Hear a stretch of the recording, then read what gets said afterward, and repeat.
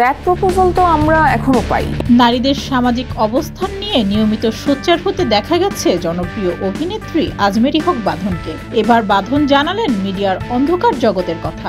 বাঁধন জানালেন তিনি এখনো নিয়মিত খারাপ ও অশ্লীল প্রস্তাব পেয়ে থাকেন মিডিয়া থেকে।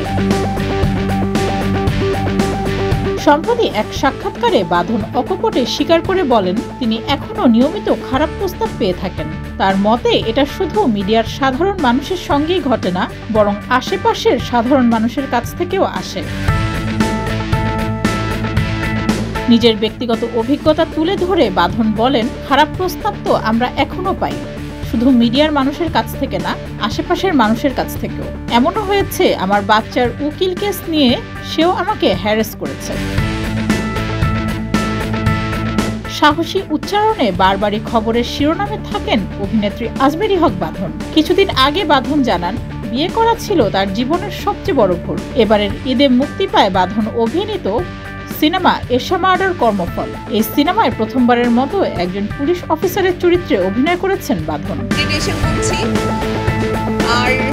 ডেস্ক রিপোর্ট, যুগের চিন্তা। ব্যাক প্রপোজাল তো আমরা এখনো পাই, শুধু মিডিয়ার মানুষ থেকে না, আশেপাশের মানুষ থেকে।